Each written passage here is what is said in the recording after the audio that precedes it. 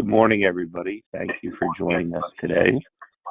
The Breakfast Club is a group that was founded as a pay it forward group to help those that are in job search and with career management as well. The group was founded following the 9/11 tragedy. It was put together to help those that lost their job to the tragedy. If you remember back at that time, there wasn't many options. People were more worried about, physical security, and there were no new opportunities coming out. So we tried to do our best to help the individuals. Over the years, there have been many challenges that have come up with financial and economic circumstances within the country, and most recently, the whole COVID crisis. And this, again, has had significant impact on the job sector. In addition to that, with digital technologies, outsourcing, strategic sourcing, there's been many different waves that have come through that have impacted jobs. We've gotten to the point now where some jobs are being phased out, net new jobs are being created. There's a lot of turmoil, and it's tough for individuals to navigate all of this on their own. So we've gone through different phases of the type of help that we provide. But the one thing that's been consistent throughout the 20 years that we've been running the group is that, we have a good core of alumni that attend each of our meetings. We're here to help those that are in search, whether they're existing members facing search, again in their career, or net new members that, join us, and we welcome them in and we help them in any way we can. Today, we have a special treat. We have Bill LaChance. Bill is a certified financial planner who comes in every year. He's not here to try and see how many clients he can sign up, which unfortunately is an approach that a lot of the financial planners take. He's merely here to help. So Bill does a lot of work in understanding the different healthcare options there are out there, different things that you could do from a tax perspective when you're in job search.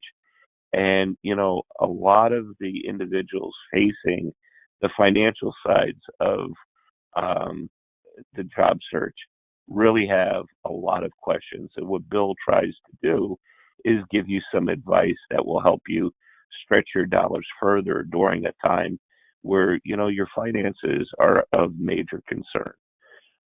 With that, he tries to release some of the stress that you're facing. So the good thing about attending a meeting with Bill as a presenter, I've never gone to one of his meetings and not come away with something new that is very helpful to me. So with that, I'll turn it over to Jerry Payton to do the official introduction. But I would listen intently, if possible. If you have a pad and a pen, I would take it out, because I'm sure that there'll be something that will be shared that you want to jot down. With that, please take it forward, Jerry. Thank you, Frank, and very well said. Good morning, everyone. Let me introduce today's speaker. Bill LaChance is an independent financial advisor. Bill's firm offers a unique flat fee program that combines financial planning, investment management, tax planning, and tax preparation. Prior to launching his financial planning practice, Bill spent 22 years in corporate finance in the retail industry, and before that was a CPA with a large accounting firm. Bill is a certified financial planner as well as an enrolled agent authorized to represent taxpayers before the IRS. I now introduce Bill LaChance. Bill? Morning, everyone. Can everybody see the screen okay? Or I'm not muted, right? Yes, you can see the. Yes, we see the screen. Yes, we hear you. All right, just want to make sure we're good. Okay. All right. Yeah. So the presentation today, again, is not necessarily designed to be, everything you'd ever want to know, right, about financial issues in transition, but really is designed to try to pick out some things that we thought maybe not everybody was aware of, and kind of things to think about. Because obviously, when things are moving, that's when opportunities arise, potentially do something differently. So we'll kind of work through it. And and also, if anybody, we do have a blog that we send out. If anybody is interested in getting on the blog, just either send me an email, or you could just put your email in the chat, and we'll grab it. And we send it out once a month. We're not going to do anything with it. And if you decide you don't like it, you could just unsubscribe. Won't take it personally, but that's an option for anyone. And then what else? And so I guess I'll just kind of move on here. So here's kind of the agenda. I'm going to start with health insurance, which can often be a big topic for folks in transition. And so, typically when you're going through a job transition, unless you have a spouse or significant other with health insurance through work, you really have two options, right? One is to go on COBRA, and one is to go to the exchange, right? And so COBRA, I'm assuming most people are familiar with, right? You basically keep the same insurance that you had while you were working, the same group policy, except that now typically you're on the hook for paying the entire amount, whereas obviously before you were employed, it was subsidized by the employer. The other option, of course, is to go to the exchange. Some people call it Obamacare. And the exchange plans were created back in 2011. And essentially what they are, an exchange is simply that. It's just simply a place where, and it's really a website, right, where any company that wants to sell individual policies, right, are able to go. And these are really the only place, in all honesty, I get that question, what if I just want to buy a private insurance? Well, this is private insurance. The exchange is simply a website that run by, and now the state of New Jersey, right, that allows you to compare the different plans from the various providers. But that is really the only option that you have, right, other than COBRA, or unless you're in a group plan or eligible for Medicare or Medicaid. So at any rate, the way the exchanges work, and there was a big change in this past year that I'll touch on that really affected the eligibility for a lot of people. Essentially, what happens is on the exchanges, based on your income. Okay, if your income drops below certain thresholds, you become eligible for a premium subsidy. And what that means is that, the government essentially subsidizes a portion of your premium. And that premium subsidy is really a tax credit. So it's really basically just a tax credit that you're getting in advance, right, in the form of then sending it to the insurance company, that then gets trued up at the end of the year when you do your taxes. So essentially, if you're going to estimate your income, right, for the upcoming year, so let's say you were talking now about 2022, that's the period we're talking about, and we'll talk a little bit more about the enrollment periods. But so now you're looking for insurance for starting January 1 of 2022. You're going to project your income for 2022. Doesn't matter what your income was in 2020 or 2021 or 2019. It's 2022 that you're estimating. You put an estimate of your income, that determines the subsidy. The government pays that subsidy, you pay the difference to the insurance company. Then at the end of 2022, when you do your taxes, and let's say you estimated your income at $50,000 and it comes in at $40,000, you're going to get some money back at tax time. On the other hand, if your income comes in above your estimate, you're going to owe some money to the government at tax time in the form of either a lower refund or a higher, tax due at tax time. Okay.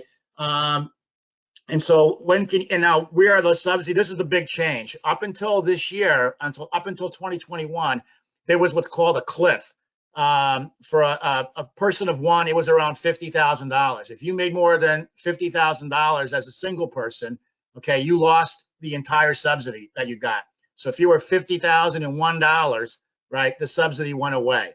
So as part of the American Rescue Plan that was put into place back in March of 2021, for 2021 and 2022, this only goes for 2 years, they basically got rid of that cliff. And now what it is it phases out based on a formula of a percentage of your income.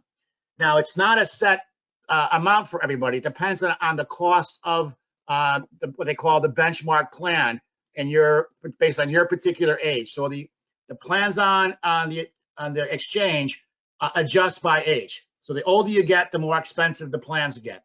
And therefore, the bigger the subsidy, right? Because it basically says, you could afford X. If your premium is some big amount, you're going to get a big subsidy to bring it down. So an example might be somebody who's 25, right, might have a $400 premium. And the math says, the formula says they could afford $300. So they get a $100 subsidy. So they end up paying $300. Now you might have somebody that's 64 with the same income, okay? Their premium might be $800, okay? The formula still says that they can pay $300, so they get a $500 subsidy. All right, so they get a much bigger subsidy to bring them down to the same income level, right, or a cost relative to their income as a 25-year-old. So the premium is more expensive, but then the subsidy offsets it essentially. And so what they've done now, as you can see now, for like a couple, depending on how old they are and how expensive the plan is, the subsidy wouldn't phase out in theory up to $270,000. Now that's not for everybody, right? If you're younger and it doesn't cost that much, then obviously the threshold is going to be a lot lower, right? Because you weren't paying as much to begin with. So it's not as cut and dried, but the basic is that now the subsidies are going to extend to a far greater number of people. And now when you're making this COBRA versus exchange calculation, it's much more likely now that it's going to favor the exchange. Because if you had an unsubsidized plan on the exchange versus COBRA, they were often pretty similar. But now with the subsidy that you're going to get, it's likely to be a lot less. Real quick, see if there's any questions on that. Okay. So then there's the second piece of it. There are two subsidies actually, right, that come into play. There's the premium subsidy I just talked about. Then there's what's called the cost sharing subsidy, which lowers your out-of-pocket costs, your deductibles, your co-pays, right, your co-insurance, all of that. And so the plans on the exchange are grouped by tier. So you have bronze plan, silver plan, and gold plans. And what that means is a bronze plan is targeted so that actuarially, for getting the premium, with your out-of-pocket costs, you're going to pay 40%, and the insurance company is going to pay 60% on average, right? So on average, they've done actuarial analysis. They said on average, the customer is going to pay 40, insurance company is going to pay 60. With a silver plan, it's 70-30. You pay 30, the insurance company pays 70, and with a gold plan, it's 80-20. You pay 20, the insurance company pays 80. Of course, you're going to pay a higher premium for the plan that pays 80% versus 60%, right? And so for the insurance companies, they're indifferent. So on average, they're going to make the same money. It's just a question of whether you're going to pay it up front or you're going to pay it on the back end. And so what they've done with these cost sharing subsidies is they essentially, you have to have a silver plan. Just so one thing, the cost sharing subsidies only applicable if you pick a silver plan. It's sort of their benchmark tier. And then what happens is you theoretically would be a 70-30 cost sharing, but instead there's three different breakpoints, and it could be as much as you pay 4% and the insurance company pays 96% of the cost, right? Depending on how your income is. And that on this chart is sort of this reddish range. So for example, for a family of two, a couple, if their income drops below 44,000, then they're going to, not only are they going to get a premium subsidy, they're also going to get lower deductibles and lower copays. And if you get really down to that green line, it's going to be really significant. For example, I've got a number of people, clients who are, single people, low income, maybe they're unemployed. And so they might have $18,000, $19,000 of income. They're paying like zero premiums, with a deductible of $375 and out-of-pocket max for the year of $700. So it's pretty significant if you get into these, as your income drops in terms of how much cost it can really drop. People are surprised. Even if you just get into, even somebody with a higher income, the subsidies as you get older, because the premiums are so high, are really significant. You're getting people getting $400,000, $500,000, $600,000, $1,200 subsidies. It's really kind of a big deal. So you certainly want to do the math if you're in that situation where you have that option. And the reason I bring all this up now, actually, let me take more point and I'll get to that.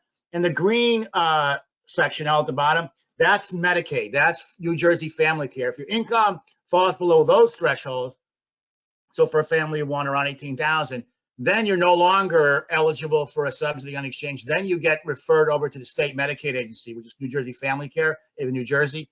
And then the insurance is free, basically. The issue is that a lot of doctors don't accept Medicaid. So for people that are in higher or more affluent areas, it's hard to find a doctor that accepts Medicaid. Sometimes I've had clients want to bring their income up, over that threshold so they can qualify for an exchange plan. And you do that by doing like a Roth conversion or something like that.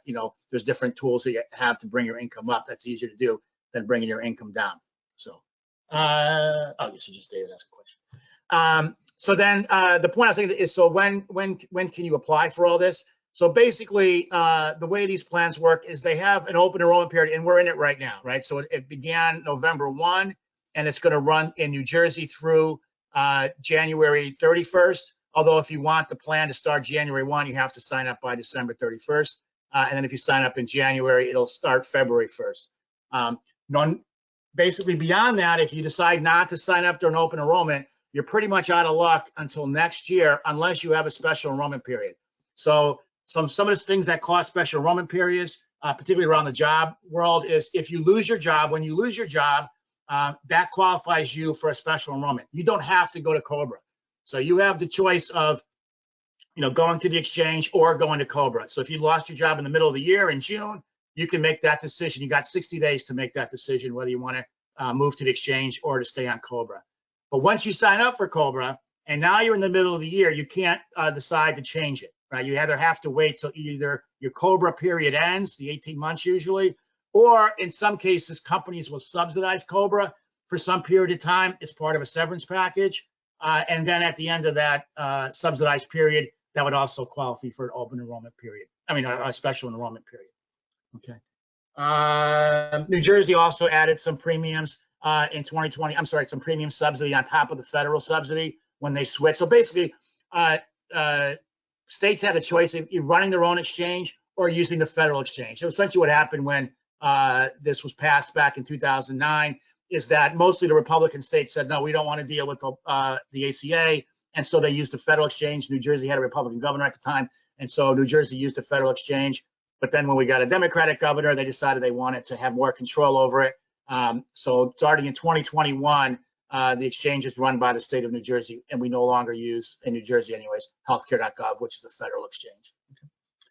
And then obviously you just want to make sure that you understand all of the cost differential between COBRA and the exchange. Couple of more points, and I already talked about that first point, right? That they took away the cliff, and now it's basically phases out, and it's based on a formula using, it says you could afford 8.5% of your adjusted gross income relative to the cost of what they call the benchmark plan, which is the second lowest cost silver plan. So there's a whole formula that goes in to determine then what the subsidy would be. They also increased the credits for the folks that were already eligible. They goosed them up a little bit if you were below the 400% of poverty level, which was where that cliff happened in the past. And then this was only a 2021 thing, but it did affect a fair number of people, that if you collected even 1 week of unemployment in 2021, you were basically given the best possible pricing, as if you were just over the Medicaid threshold, where you've got like kind of the example I gave, where you had, a zero premium plan and a really low deductible, really low out of pocket. They put everybody automatically into that plan with that subsidy if you had even 1 week of unemployment in 2021. But that was only for 2021. That will not apply for 2022. A couple other points on medical. So the IRS does allow once in your lifetime to transfer money from an IRA to an HSA. So for those of you not familiar, the HSA is really the best investment vehicle out there. The way an HSA works is you're putting money in pre-tax. So if you're working, it comes out pre-tax before, just like a 401k. And if you're not working or you're on your own and you have an HSA, you make a contribution to an HSA, and then you take a tax deduction on your tax return, just like you do with an IRA. But either way, it ends up being pre-tax. But unlike an IRA or 401k, if the money is pulled out and used for qualified medical expenses, you don't pay tax on that either. So it's not tax going in, not tax going out. And the reason they have such a favorable plan is they're trying to entice people to sign up for high deductible plans. So essentially, to be eligible for an HSA, it has to have a high deductible, and there's a threshold for that. And also, the plan can't pay for anything until you hit that deductible. So like if you're going to the doctor, it's not like you're going to pay a $30 copay. You're going to have to pay the full amount until you hit your deductible. But as a sweetener, and the idea is if people have that out of pocket, they're going to be more judicious about, using medical care. That's the theory. And so as a sweetener to get people to sign up for those plans, you get to use this HSA pre-tax to save the money for your deductibles and out-of-pocket costs. But at any rate, even as an investment vehicle, I recommend all my financial planning clients, if they have an option to an HSA and that plan makes sense for them, which some of them don't necessarily, then they definitely want to max that out, even ahead of maxing out your IRA and 401k, simply because the money is not going to get taxed coming out, and you will eventually use it up. If you're not going to use it up now, you can invest it, and then you can use it to cover your Medicare expenses, right, post 65. If you take out an HSA, yeah, you can't, you cannot. So Joe's asking a question. If your HSA, if you use money out of an HSA, can you take a tax deduction? On the federal, no, you can't double count. Basically, that was pre-tax money. Therefore, anything that you took out of an HSA cannot be deducted on your Schedule A. New Jersey is different. New Jersey doesn't allow the deduction for the HSA. So when I say an HSA was pre-tax, that's pre-tax for federal only, not for New Jersey. Therefore, if you take money out of a New Jersey, take money out of an HSA and you're in New Jersey, you can take the medical expense deduction in New Jersey for it because you didn't get the tax deduction for it. Then the other thing to keep in mind is that if you take withdrawals if you have medical expenses in excess of 7.5% of your adjusted gross income, you can take money out of a 401k or an IRA and not have to pay the 10% penalty if you're under 59.5. If, again, to cover those expenses greater than 7.5% of your modified adjusted gross income. And then one other twist is that withdrawals from an IRA, but not a 401k, so it's something to think about if you're trying to decide between the two, you can use to pay your medical insurance premiums and it would not pay the 10% penalty if you've been collecting unemployment for at least 12 consecutive weeks. Now, you still have to pay the tax on it because that money's pre-tax. But again, if you're young, under 59.5, you wouldn't have to pay the penalty. All right, let me just move on then. Now I'm going to talk about some of the laws that have changed and kind of affected some of the financial planning issues over the last couple of years. So the CARES Act passed in March of 2020, so a year and a half ago. And really the one big thing that's still out there is that qualified medical expenses for the HSAs and the FSAs are expanded to include, certain over-the-counter medications. And one other point about, I just want to make sure you're clear between the difference between an HSA and an FSA. An FSA is a flexible spending account. That doesn't have to be tied necessarily to a high deductible plan. And this one has to be through work. You can't just go set up your own FSA. Whereas an HSA is an independent thing with a bank, so it's like an IRA having your own account. With an FSA, typically it's use it or lose it, although they have made some exceptions for these last couple of years to be able to roll over, unused expenses, but we'll talk about that later. But so that's why an HSA is a lot more valuable than an FSA, because an FSA, you have to use it up that year, whereas an HSA, you basically got the rest of your life to use up the money in there. Okay. And one last thing about an HSA, if you're over 65 and you pull money out of HSA and you don't use it for qualified medical expenses, there's no penalty. You just pay the tax on it, just like you would pull money out of an IRA, which is why, again, I think an HSA is such a valuable tool from an investment standpoint. Then we had the Consolidated Appropriations Act, which came in late last year, and there's a few provisions that are still applicable.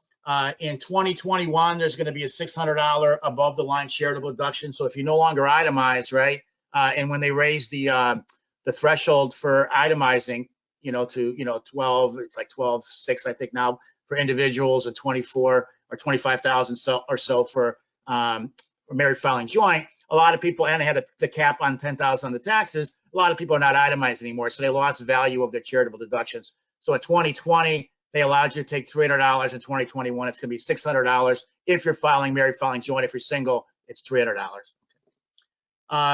Then they did allow you to take 100% of your AGI. There was a limit on how much of your charitable deductions you can take. It was limited to 30 or 50%, depending on the type of donation it was. They lifted that up for cash donations up to 100%, but you really wouldn't want to do that, right? Because you'd be lowering your income. You're better off spreading those donations across when you're in higher income brackets. So it sounded good, but it's not something really you'd ever want to actually do. Okay. Medical expenses, again, they lowered the threshold from 10% of AGI to 7.5% of AGI, and then they also adjusted the dependent care, health, and the flexible spending accounts for dependent care. They allowed, and for both the flexible for health and for dependent care expenses, they're allowing you, as I said earlier, usually had a use it or lose it. They're allowing you to draw, roll over the unused balances. It went from 20 to 21 and 21 to 22. But employers don't have to do that. It was really optional for the employers whether they want to do that. There's some, obviously administrative work with that. A couple more changes with that act from last December. So basically, they did extend out. I think it's going to end now in February, right? They basically gave an extension on paying student loan debt. They didn't necessarily forgive the debt, but they allowed you to kind of push it forward, which might be valuable for somebody who qualifies for one of the, they have a plan where if you work in public service for 10 years, not all in one row, but cumulative 10 years, you're forgiven on whatever you owe at that point. So the longer you're able to push off, right, by using the income-based repayment plans or something like this, where they give you a deferral, the higher your balance is going to be when it gets forgiven.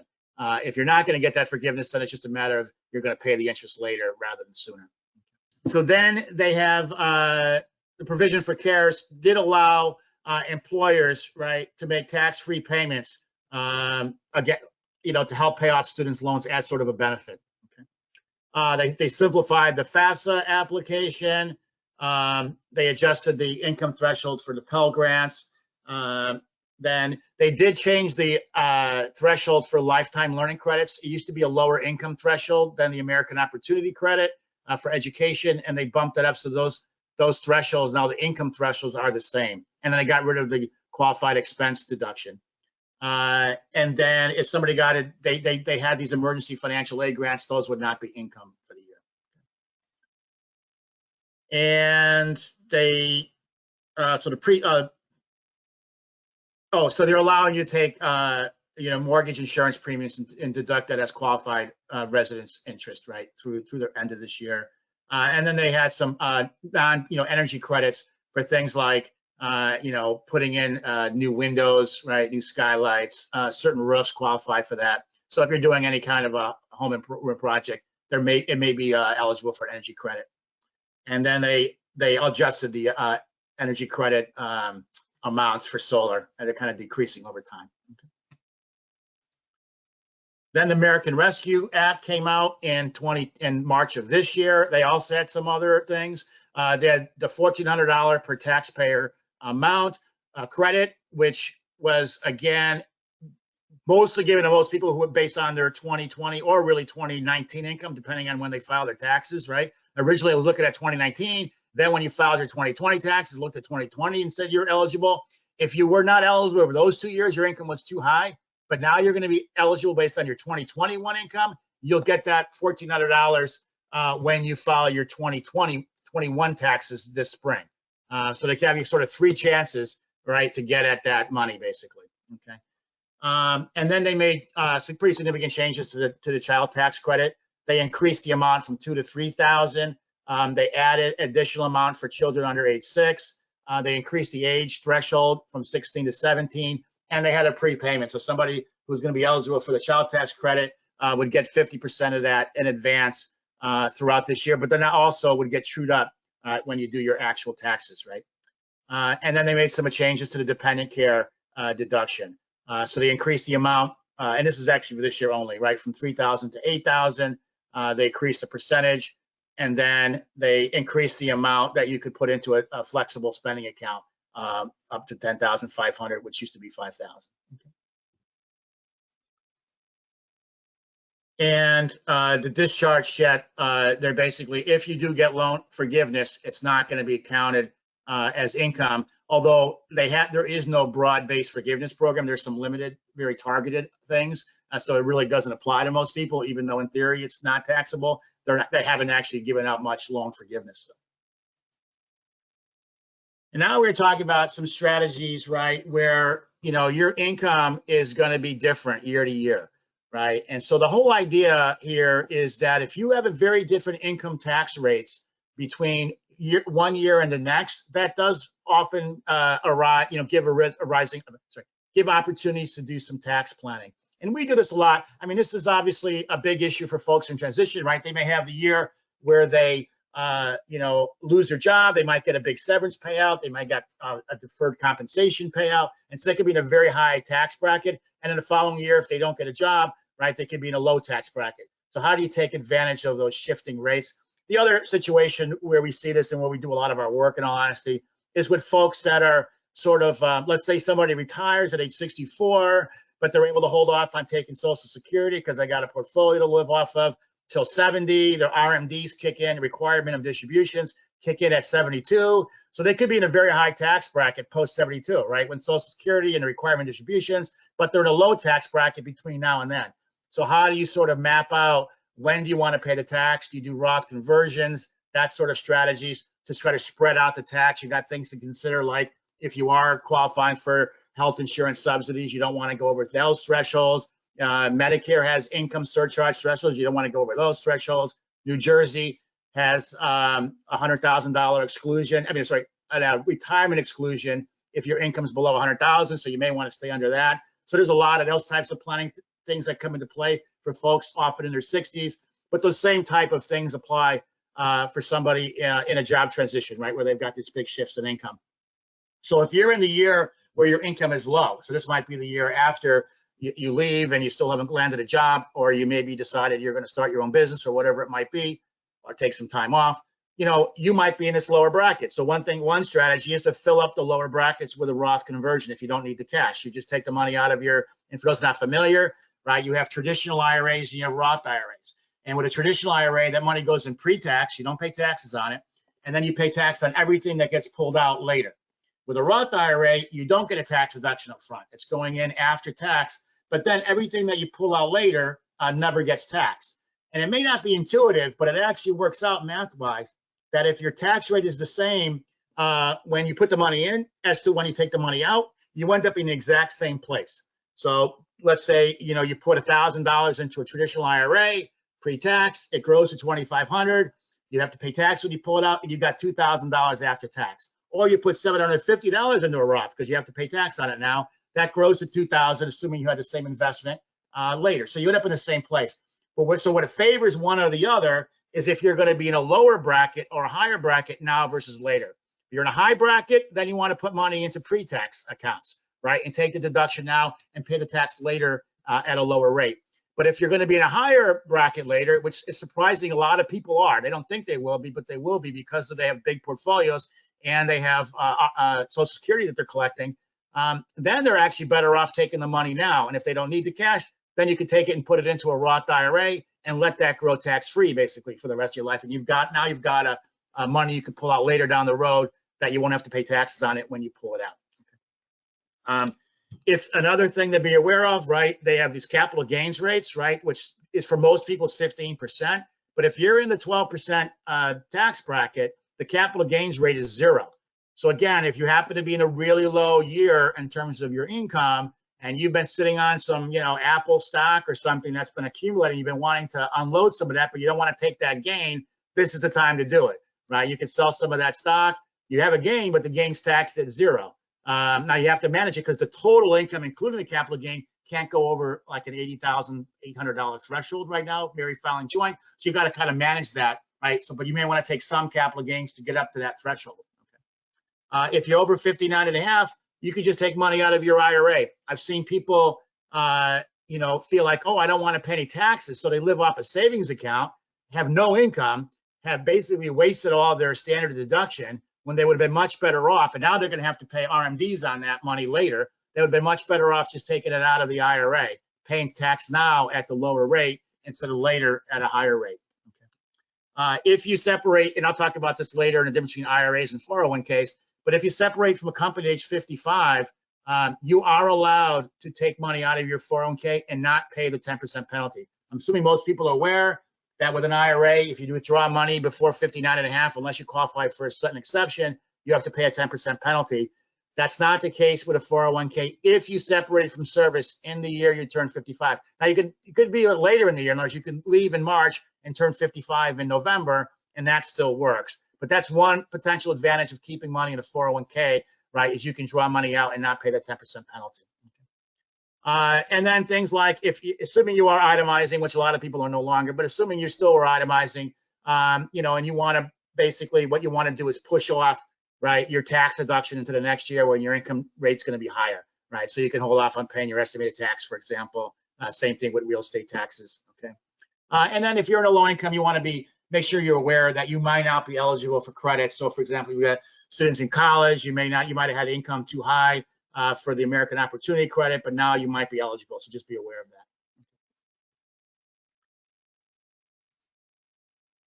that. Next, I've got strategies to defer income. Now this is basically the opposite. This is the year when you're in the high brackets. This might be the year you actually lose your job, and so now you're getting, a severance package, and you're getting a deferred comp payout, and your stock options are vesting, and all that kind of stuff. And so now you're in a high bracket, right? So what are the things you want to do? So you want to lower your income, right, and bring in expenses. So obviously, if you've got any tax deferred accounts and you can contribute to those, HSAs, IRAs, 401ks, anything that's going to lower, it's going to go in pre-tax. You want to maximize that. I had this situation where I was able to defer some of my deferred comp when I left. I was working for Best Buy at the time. When my job was eliminated, I was able to defer some of that deferred comp to the following year to spread that into a lower tax year. And then you could do the opposite of what I was talking about earlier, right? You can prepay your mortgage payment, right? If you're itemizing, right, to get a higher mortgage interest deduction in the current year. One thing we do with a lot of our clients is, now that they have this 10% cap on taxes, tax deduction on Schedule A, and the standard deduction got increased to a higher amount. A lot of people don't itemize, and so they don't get the value of the charitable. One way to get around that is to lump your charitable. Let's say somebody gives $2,000 a year every year, and they're pretty comfortable they can continue to do that, and they have the cash to take $20,000 and donate that into what's called a donor advised fund. And a donor advised fund is basically just a charity that exists to give money to other charities. So you're actually making a donation. You get a tax deduction for $20,000, right, which is now going to put you over that threshold, and so you can get some value on your return. And then you spend the next 10 years basically giving money from that charitable donor advised fund to whatever charities you want. So if you're going to give $2,000 to your church every year, you just say, you just go to your donor advised fund, and a check gets sent from them to the church, and they still get their $2,000 every year, and you got some tax value from that plan. And the other way to make it even more tax effective is you can actually donate appreciated stock. So again, in the Apple example, you've got all this Apple stock with unrealized gains. You don't want to sell it. You can donate that stock and take a deduction on the value of the day you donate it, and you just avoided, years worth of unrealized capital gains. And then obviously, if you could potentially pay your estimated income taxes early, right, if you're going to itemize and get the deduction. And then the other thing that happens is you can do what's called tax loss harvesting. So on the other hand, if you got something that's trading at a loss, right, you get to take up to $3,000 of that against your ordinary income. So that might be, in the case where you've got a high year, that might be a good year to do that. Take that loss, right, and lower your ordinary income at a high rate.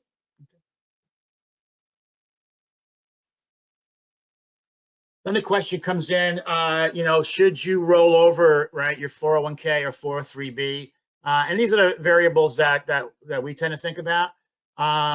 So one is availability of loans. So one advantage of a 401k is you could borrow against a 401k. You can borrow up to 50% of the balance or $50,000, whichever's higher. You have to pay it back over a maximum of 5 years. And so there might be a situation where you want cash and you need cash for a down payment or something, and you don't want to draw from a retirement account. This is one way you can get at it, is to borrow. You can't borrow from an IRA. So if you're thinking you're going to want to borrow money, you may want to wait to get a new job and then roll that into the new company's 401k, because the old company, if you're gone, is not going to let you borrow, right? They get the repayment through payroll deductions. So you're typically not going to be able to borrow once you've left the company. So you would have to roll it to the new company 401k to get that ability. And then the other one I talked about, right? If you terminate after age 55, right, you don't have to pay a penalty. So this one, I often have clients that are in that age range, maybe they're 57, and I say, listen, just sit on the money, leave it where it is. Now, this one, you have to leave it with the old company 401k, because if you move it, you're no longer with a company where you're terminated at age 55. So here you would have to leave it with the old company. And I usually advise, hey, listen, leave it there until you turn 59 and a half, and then you could always roll it over, right? But in case you need to pull that money out, it's there and you can get it out tax without paying the penalty. Still have to pay taxes. And I've seen a situation where I had a client who had an advisor who wanted to, get their assets under management and encourage them to roll over 401k into an IRA, and then they ended up incurring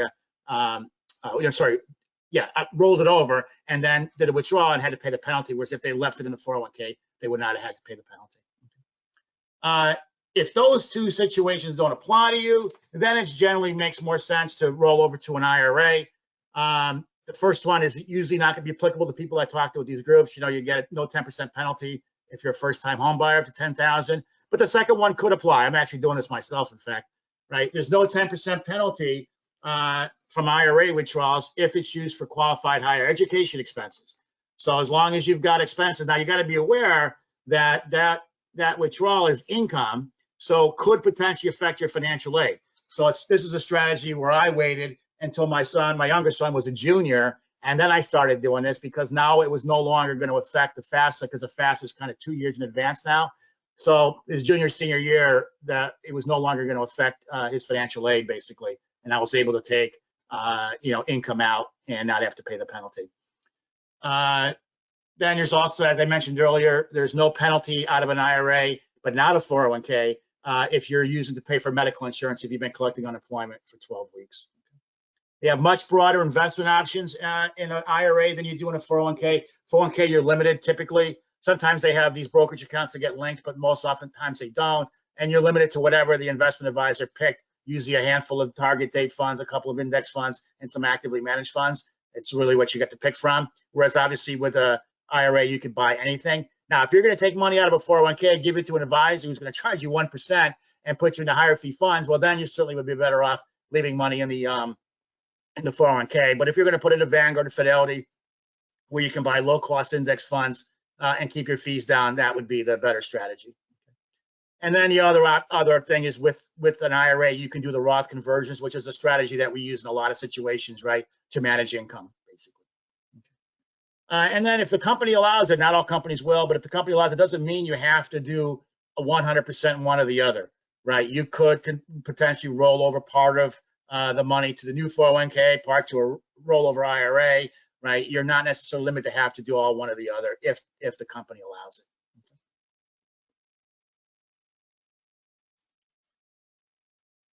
There's some points on taking debt. If you need to take on some debt, some things to be aware of. You are in a tough financial situation, right? So you want to tap your lower rate source of credit first, right? Home equity loans. If you got a cash value life insurance policy, you're able to borrow that usually at a pretty low rate before you start looking at credit cards or anything that's going to be at a high rate. Okay, you want to understand the rates that you are paying. Right, oftentimes you'll pay a higher rate for cash advances than you would be for purchases. You want to verify your credit reports annually. It's a thing, I think it's called freecreditreport.com. It's mandated by the government. Credit bureaus hate it, right? Because they want to charge you money to get at your credit data, but you are allowed to get it once. Now, what you're going to get is a report on the credit, not the actual score. So the way this works is, right, you have these 3 credit bureaus, Equifax, Experian, TransUnion. They're collecting all this data on you. And then there's a company called Fair Isaac that has an algorithm that runs against that data and comes up with a score, your FICO score. Although there's a new score called a Vantage score. That's actually the credit bureaus got together because they hated seeing Fair Isaac make all this money. So they have their own. So typically now when you're getting like your free credit score, that's usually the Vantage score. It's not the FICO score generally. And so it may not match what you get when your bank goes to pull the FICO score, but to be aware of that. But it should give you a reasonable idea of where your credit is. But at nothing else, you want to pull the credit reports to see if there's anything on there. We had an issue with my wife, had some medical thing that we thought was solved years ago, and it sat out there and it created a problem. We tried to refinance. Obviously, you don't want to max out your credit limits. That has a negative impact on your credit score. You want to keep your balance below 30% of your outstanding credit. Pay more than minimum due. Just paying the minimum due is going to have a negative impact on your credit score. And obviously, you don't want to miss any payments, and certainly don't want to go into collections. That would have a major impact on your credit score. Just a couple points on college. Obviously, what's happening now, right, is the FAFSA and the CSS profile are done now well in advance, right, usually 2 years in advance. And they did that, right, because of this, so many students are applying early now, and they wanted to have some kind of financial aid package, but tax return wouldn't get done until the following March, and so they kind of backed it up a year. This happened back in 2015. But so, but if your situation's changed, you need to, you want to go to the financial aid office and see what they can do. Sometimes there's not much they can do. Usually state schools have less flexibility than private schools, but you're certainly not going to get anything if you don't ask. So you want to go back to them. And this is more just a general point, right? A lot of the financial aid that's given out there, in fact, the majority is not need-based anyways, it's merit-based. So anybody's got kids in high school thinking about getting through the college process, right? You do want to think about merit aid. What schools are going to give out aid? It could be based on academic. The biggest one is academics, right? Typically what happens is if you're going to be in the top quartile, top quarter of the class academically, right, with your GPA and your ACT, SAT scores, they're often going to incent you, other than the top tier schools, right? So the top 20 schools, forget it. They give out no merit aid because they don't need to, right? Harvard turns away 96% of the people that apply, right? They're not going to be giving out any merit aid, right? But once you get out of that very top tier, almost all schools give out some merit aid. And typically what they're trying to do is raise their profile. And so they're trying to entice the higher caliber students. And the way they do that is to throw money at them, right? They discount the tuition. And then essentially what happens is the students in the bottom half of the class, right, subsidize the students in the top quarter of the class. So you got to kind of want to find that school where your student is in the top quarter of the class, and you're much more likely to get a nice merit aid package, right? And again, the private schools have a lot more flexibility with this generally than the state schools do. You're typically not out of state. I find working with clients, the out of state public schools often are the most expensive option, right? Because their hands are tied in terms of giving financial aid, with some exceptions, but in general. And they're really trying to do what's best for the students of their state because the taxpayers of that state are the one paying for the school. So anyways, but make sure, and there could be other things besides academic. It could be your students at violin impresario, and they need that. It could be geography. We moved here from Minnesota, and we knew that the Minnesota schools were trying to get on the radar of New Jersey schools, and both my sons got nice merit aid packages from schools out in Minnesota, which a lot of students from New Jersey don't want to go to. You want to go to school in Boston, you're probably not as much luck there because everybody wants to go to school in Boston. So, and then as I talked about earlier, money from the IRAs can be withdrawn without incurring the 10% penalty, right, if used for require education expenses. Next slide, just kind of what my rant I do on in fees. You really want to be careful of the fees that you're paying. It doesn't seem like a lot. Hey, I'm paying somebody. A lot of financial planners, charge like a percentage of assets to manage, which I never entirely understood, but it's very popular. And so, but that 1% fee can really add up. This is an example of a portfolio, right? If you have a $250,000 portfolio and you paid 1%, 30 years later, you're going to be $600,000 less at the end to pay for your long-term care costs or go to your state because of those fees. And then the question really is, are you getting your money's worth out of those fees? And the problem is it's really, really difficult to beat the market. So essentially what somebody's doing for that 1% is they're trying to decide which particular stocks to buy and sell. So if let's say it's a large cap fund, right? They got the universe of the 500 large cap stocks, and they're trying to decide which 30 or 40 do I want to own at any point in time. And the problem is not these folks aren't very smart.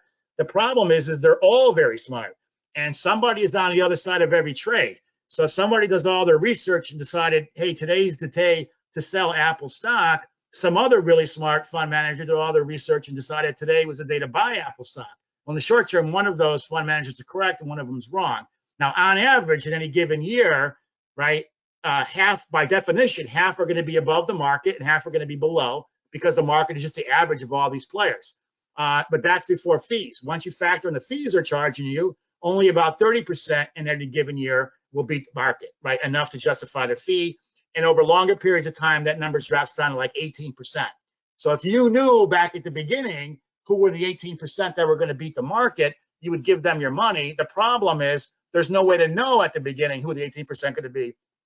And there's no variable ever studied, past performance, educational background, anything that is predictive of who's going to be in that 18%. So it's a guess. And you're taking a bet that and you got a chance of being 18% right or 82% wrong. So the approach that we take is don't do any of that. You buy what are called index funds, which is essentially you own the entire market. So if you're looking at large cap stocks, you might own the entire S&P 500. You own all 500 stocks. You don't necessarily worry about which one's going to go up, which one's going to go down. You know that on average, the market's return, 8.5%. It may not be that high going forward, but you'll take what it gives, 7% or something, and not worry about trying to beat the market and save those fees. So that's my kind of rant on fees. And then the last one's on Social Security. You know, a lot of people are biased to want to take Social Security early, but in almost all situations, well, I shouldn't say all situations, in most situations, certainly the people that I deal with, if you've got any kind of resources to get you to 70, you're generally going to want to wait to draw Social Security. And I have a number of excuses why people don't want to do that, but the idea is, a lot of people talk about break even, and the break even between 62 and 70 is probably around age 79. If you live, you know, if you die before age 79, you'd be better off taking it early. If you live past 79, you're going to be better off taking it late. But I don't think about break even as a better approach, right? When you're looking at retirement planning, what you really want to be thinking about is, how do I make sure I don't run out of money no matter how long I live? So this little chart is showing you a couple, you know, what if you, the green is like, let's say you guessed right? You filed at 62 and you knew you were going to get hit by a bus at 72. You obviously got more money filing at 62 than you would have had you waited till 70, right? No question about it. On the other hand, if you knew you were going to live to 95, okay, you're going to clearly get a lot more money, right? $1.9 million versus $1.3 million from the government, right? Because it grows by 8% a year every year that you wait, had you waited, okay? But the issue is we don't know how long we're going to live, right? So then you got to let's look at scenarios where you sort of pick the wrong way, right? You file at 70 and then you go to 72, the yellow box. Well, it is true that you didn't get as much money from the government as you could have, but that's not the point. You probably should not have run out of resources, right, at 72. You still basically got to the end date, right, without running out of resources, which is the whole point of it. The red box, which is really, I view, a lot of what's the retirement crisis in America, is you file early, get this lower amount, and then you live to 95. And so there's a lot of, about half the people take it at 62, the earliest possible date. And so and then one of the spouses passes away along the way. And so what you often have is one spouse, often the wife, right, trying to live on $23,000 a year of Social Security, because you lose the second Social Security when the other spouse passes. So for sure, right, the higher earning spouse wants to wait as long as possible, because then either spouse will get that higher amount, if either one of them lives past 79, which is probably a 97% probability. So anyway, just in general, if people think it's safer to draw Social Security and leave their portfolio alone, but it's actually in most situations safer to live off the portfolio from 63 to 70 and then let Social Security grow. And it also gives you a lot of tax planning opportunities, right, as I talked about earlier, to manage that income between 63 and 70, right, to pay the least amount of taxes overall. So my little rant on Social Security. And that's pretty much what I've got. Here's our contact information. If you need help with anything, you're certainly welcome, or you got any questions on anything I went over. And so I don't know if anybody's got any questions. I've never been to a presentation with no questions, but. Well, Bill, there was one question. Oh, there was one question. Yeah. But folks, this is an opportunity. Bill covered a lot of information. For some of us, it is a little complex or complicated. Some of this we may be hearing the first time. So if you got a question or two, please do so. Joe has raised his hand digitally. So Joe, if you've got your question, please ask Bill. It's a complicated one. If I'm going to be over the 7.5% of my income for medical expenses this year, I can take out of an IRA money to cover that without the 10% penalty, you said. That's correct. Do I have to pay taxes on the money I take out of the IRA? You do. So it doesn't count against that 7.5%. That's a good question. That's a good question. I never did the math on how that works. I'd have to double check on that. My guess is it wouldn't. Seems it's kind of illogical if it did, but it wouldn't be surprising if it was illogical. I guess I'd have to check on that one. Okay, because time's running out and I'm going to be hitting that 7.5 this year. And I'm projecting that when I retire, if I don't start pulling money out at 59.5 from my IRAs and 401k stuff, when I have to take minimum distributions, it'll be larger than my current salary. Right. Yeah, that's a lot of situations a lot of people end up in, right? Which is why you want to kind of do all that planning. Yeah, just shoot me a quick email and I'll take a look at that. Yeah, I'll come back. Okay. I would assume so, because otherwise it sort of defeats the purpose, but I wouldn't be surprised if it factors it in, but let me see. Yeah. Okay, because I don't want to screw myself on that large tax deduction that I'm getting. Right. Understood. The other thing is more of a commentary about the solar you mentioned. The 26%, the solar doesn't have to be installed this calendar year. You have to get the permits in and pay, I'm going to say, I think it was 10% or something of the cost. There's a certain percentage you have to give to the installer or pay for before December 31st, and you have to be waiting on the permits to qualify for the 26%, and it gets installed next calendar year. I wound up with that actually last year, and then in December they made the law longer so I didn't fall into the 22. But I was getting everything in, all my ducks in a row before December 31st, so that I qualified for the 26, not the 22.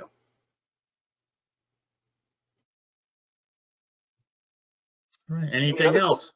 Yeah, anything else for Bill? I mean, you covered a lot of topics from college planning. Health insurance always is a big concern for a lot of us. So if you have questions or two about that or clarity, please do so. But if not, that's okay. Yeah, Jerry and I will start humming the Jeopardy music until someone asks a question. Well, I could ask about the college stuff with the IRAs that you can take. You said you can take money out to pay for dependents' college expenses also without the 10% penalty.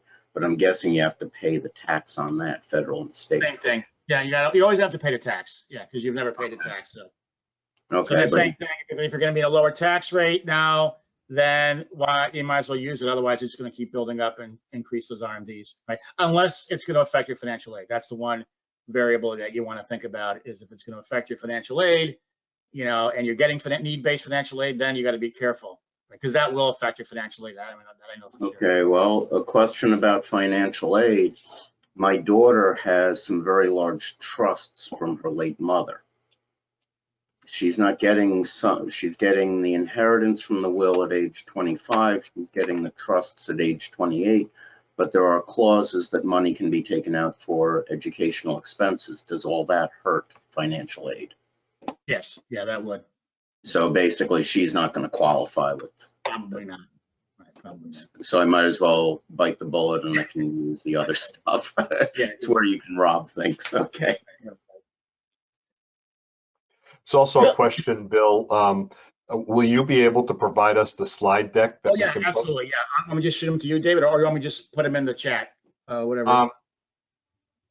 You can put the slide deck in the chat, or you have a link to it? No, I'm not that fancy. Yeah, okay. So, yeah, send it to me, and all right. I'll send it to you. How about that? Yeah, and what we'll do is Adrian maintains the website. We'll make sure she gets it, and she will post it. Or you can send. And actually, Adrian, maybe just put your email in the chat. Bill can send it to you. Oh yeah, well. I'll send it. I have Adrian's email. Yeah. I'll send okay, good. Yeah, so that'll just cut out the middleman. Got it. So Bill, at a high level, this is kind of a different question of sorts, but my wife is 2 years older than me. So I'll be 60 in January, she's 62. So when we start coming up against her turning 65 in Medicare and a younger spouse, what's kind of the general balance point? Like what notification, how does she stay on my plan? Like what's that general? So so you're younger or she's younger? She's 2 years older than me. So I'll be 60 in January, she's gonna be 62. Yeah, you'll have a choice. So what'll happen is she's going to turn 65, and she's going to have a choice, right? You're going to decide, is it less expensive for her to drop off your plan and sign up for full Medicare, right? That's one option. The other option is she just stays on your plan. She can sign up for Part A, because Part A is no premium, right? It's free basically. And then in which case your plan is primary and her Part A secondary, right? And so essentially she just would, for all intents and purposes, stay on your plan. And then when you stop and your insurance ends, then she'd want to sign up for the full Medicare. And then obviously if I lost my job or whatever, that's that event that she could then move from the one plan to the other. As long as she has consistent coverage. What they don't want is somebody who's healthy decide I don't want to pay for my Medicare, my Part B, which has a premium. Now I'm sick. Now I want it. Well, they're right. not sign up. But as long as she had continuous coverage, she can sign up anytime she wants. Doesn't matter. It does not even have to be a special event. As long as she had the insurance and she can prove that she was on your insurance, she could sign up for full Medicare anytime she wants. Gotcha. Thank you. Or Part B. When I say full Medicare, signing up for Part B. There's no downside to signing up for Part A because there's no premium. The question is, when do you sign up for Part B, right, where you now have a premium? And right? and when you say B, that's also Part C and D if you wanted to go down that route, right? Well, yeah. So real quick on Medicare, yeah. So there's Part A, which is hospitalization, no premium, right? As long as you worked 4.5 quarters, you have to have 40 quarters. Right. Okay? Then you got Part B. That's for everything except hospitalization and prescription drug. So that is doctors, urgent care, you name it. Okay. That has $150 premium. But then you typically, if you're going to go with original Medicare, you're also going to want to buy what's called a Medicare supplement plan, because the problem, this is a giveaway to the insurance companies back in the 60s, is there's an 80-20 split on Medicare between the government pays 80, you pay 20 with no out-of-pocket max. Meaning if you have $100,000 of doctor bills, you're on the hook for $20,000. So you have to buy a supplement plan, which pays that 20% basically. Also pays the Part A deductible, right? Hospital, there's like $1,500 deductible when you go to the hospital. Okay. So now you have a supplement plan, and then you have to buy a prescription drug plan. That's original Medicare. The government's the primary payer. They have now what's called Medicare Advantage. What happens with Medicare Advantage is all of that gets handed off to a private insurer, and they get a lump sum for the government from every company, every subscriber that they get handed over to them. Okay. And how do they make money? They make money by creating networks. And so they go to a group of doctors that say, doctors, if you're willing to take a lower reimbursement than you normally would get from Medicare, we'll add you to our network. Some doctors say yes, some doctors say no. And now you could actually save money with a Medicare Advantage plan. It could be a zero. You still got to pay the $150 Part B premium, but you could have a zero premium. So no supplement plan, no prescription drug plan. You will have some out of pocket, but now you're restricted in the networks. You can't just go see any doctor you want anytime you want. You got to worry about, is my doctor a network? So it's a cost versus access kind of trade-off. So, but to your point, either one of those, all of those decisions would be made once your wife signs up for Part B, which could be anytime after she turns 65, as long as she stays on your plan. Right. Okay, thank you. There's another question, Bill. This is from Adrian. How do you determine to get paid on a W-2 versus a 1099 for consulting? Well, you're not supposed to decide. Okay. I mean, legally, the rules are there to protect people. In other words, the thinking is, right, it would be beneficial to companies to have people on 1099s, and now they no longer have to pay them benefits and everything else. So basically, the rules are to protect employees so they don't get taken advantage of by employers. So you really should decide, although I know that happens a lot in the real world, right? There are rules that say, do you control your work? How much control do you have other clients, right? Or is the company really, you're just an employee, right?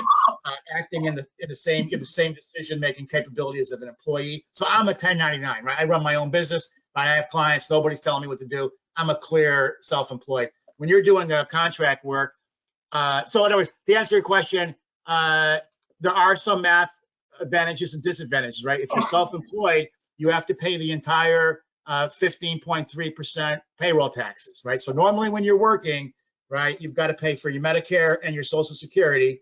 Typically, what's happening with a W-2 employee is the company's paying half, right? 7.165, I get whatever half it is, and then you're paying half, okay? When you're self-employed, you have to pay the entire amount, although you do get a deduction for a portion of that, okay? On the other hand, if you're self-employed, you get a 20% flow-through deduction. And so can you then negotiate a higher, and a company is no longer having to pay that percentage, right? And they're probably not offering benefits. And so therefore, can you get a higher hourly rate if you're self-employed? So technically, you're not supposed to be able to decide, right? It's either, there's rules, but given that's a little gray, you got to weigh all that out. And can you get enough of a rate to offset the higher payroll taxes, but then you also now get the 20% flow-through deduction. So basically back when they did the big tax cut back in 2018, they gave a big corporate tax cut, and then we said, what about the little guys, the little small businesses?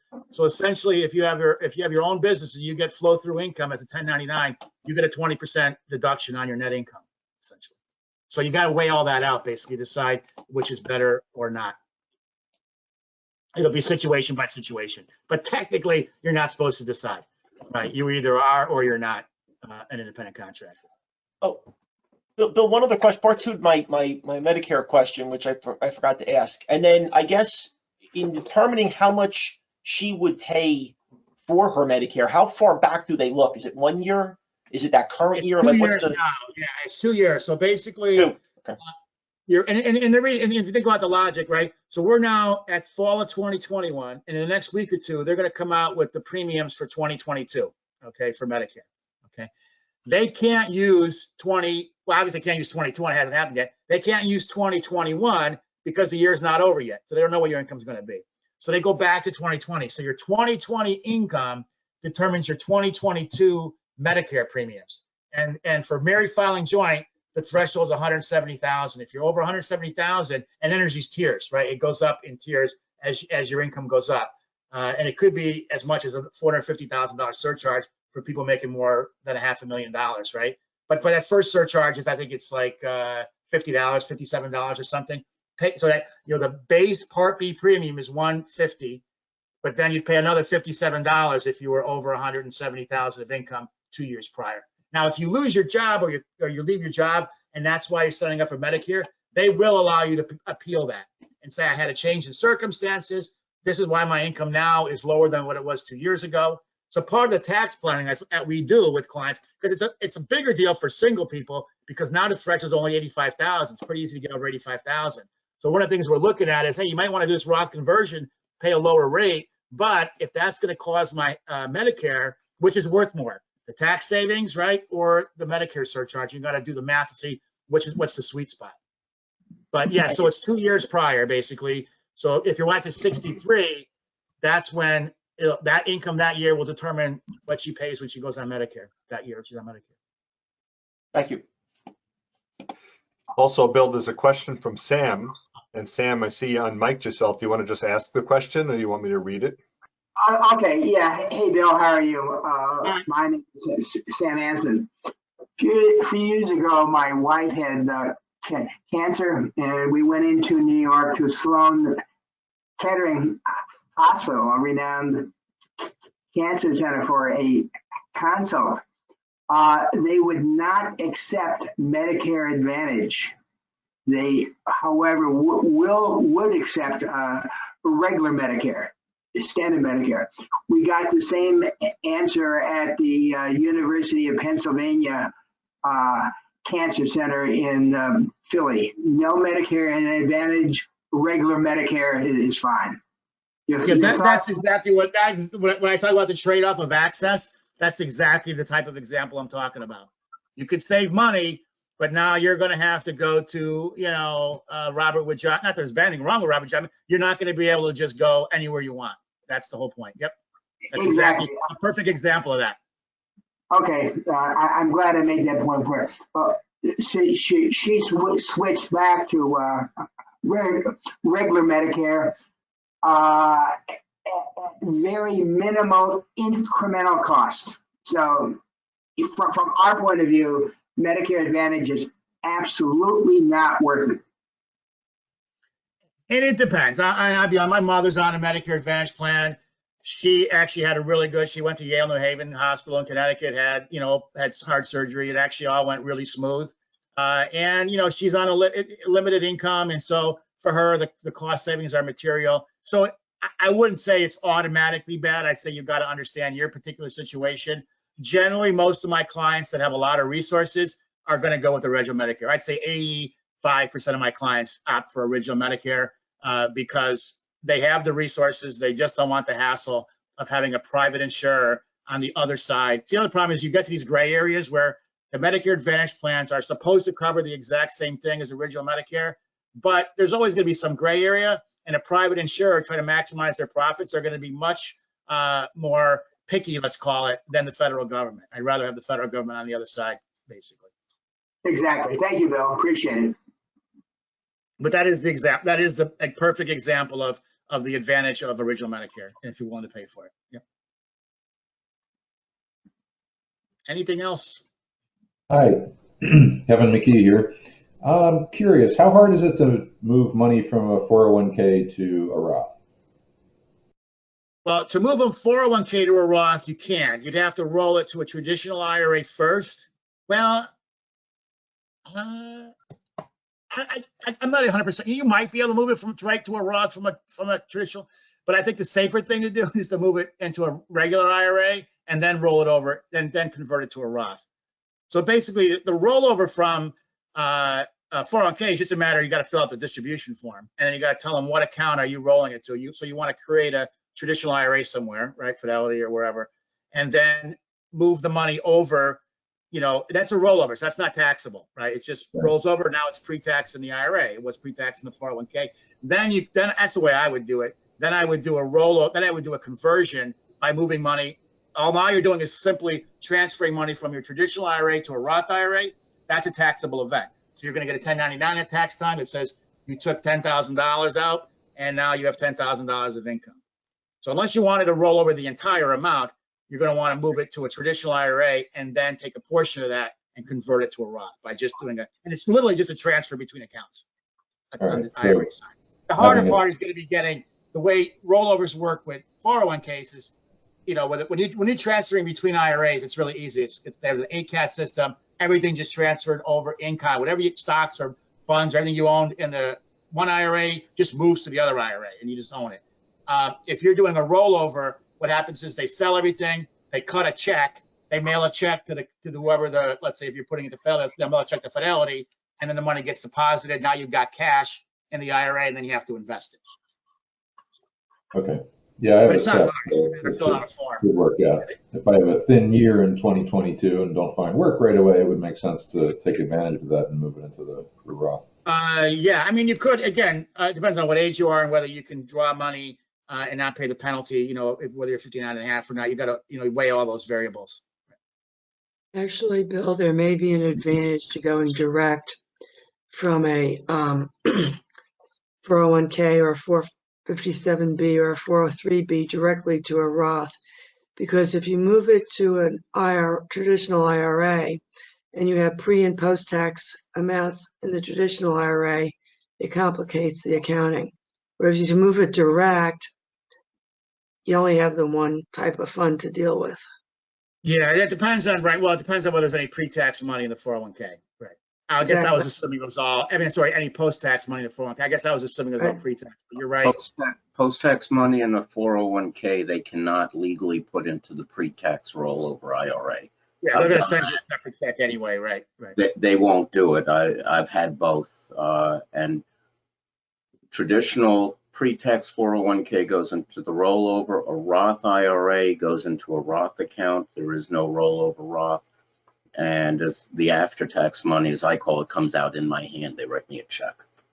But if your 401k, at least historically, was mixed pre and post-tax, they will move it. They can move it all to a traditional IRA. Then you have to do the cost basis accounting when you. But you know, to some point, some companies won't do that. It's up to the company. Yeah, it's up to the company. If you do have after-tax money in a 401k, the money it earned you haven't paid tax on, that goes into the rollover. And I'm pretty sure, Joe, you can move the after-tax money now into a Roth and and that's a way to overfund a Roth. Yeah. Yeah, that was legislative change that they made. Yeah. Back in the old days, they just moved everything to a traditional. Yeah, now I think you can put into a Roth, but of course, one of the provisions is we're talking about for anybody more than 400,000, they're not allowed to do a Roth conversion at all, right? That's one of the provisions of the Build Back Better plan they're debating right now, so we'll see. But then again, that's only for people with 400,000 of income, right? Don't have to worry about that. Anything else? So, Bill, So I also put you're your gonna- contact. I put your contact information in the chat. I'm sorry, Frank. Go ahead. I was going to say, Bill, you're going to hand out your quiz to everybody now, right? Yeah. Sure they got all the. Yeah, we're going to be grading it. Yeah. Yeah. Okay. How do I spell IRA? And Any other questions? Yeah. Yeah. And I'll get Going to once? see in the deck so she can get it out to everybody. Very good. So Bill, thank you so much. YE, RAH, and then AH, IRA. There you go. Bill, thank you so much. No pun intended, but you're always a wealth of information, and we always appreciate when you could stop by and visit the Breakfast Club of New Jersey. So thank you so much. This was terrific. Provided a lot of good information, at least at a high level. You are welcome to speak to Bill, your own financial advisor, to better understand how any of these tips and suggestions affect you personally and you can benefit from. And so, like I said, I did put Bill's contact information. You're welcome to contact him. And with that, Sherry, who is visiting us next month? I should have brought up the website. Marty Latman will be. Very good. So Marty Latman, often called the best networker they know, will be here to do another presentation to us. Always a good friend and supporter of the Breakfast Club. And with that, we will wrap up the meeting and thank everyone for being able to join us this week. There it is, networking during the holidays. That's what Marty will be talking about. And this is actually a perfect time to be active and job hunting. A lot of people think you should take time off during the holidays, but that's because a lot of people think you should take time off. You should not be taking time off. You'll have a lot less competition, and Marty will give you some good advice and guidance on that. So with that, hopefully we will see you in person or virtually sometime soon. If not, we will see you hopefully on December 11th when we are back here for our December meeting. I'm going to stop the presentation recording right now, but we're keeping the session open for anyone who just wants to hang around the electronic meeting room for a little while and just chit chat. So you could unmute yourselves, maybe turn your camera on if you don't have any pillow hair, and we can have just an open discussion for the next few minutes or so. But otherwise, everyone, thanks so much, and we'll look forward to seeing you all very soon.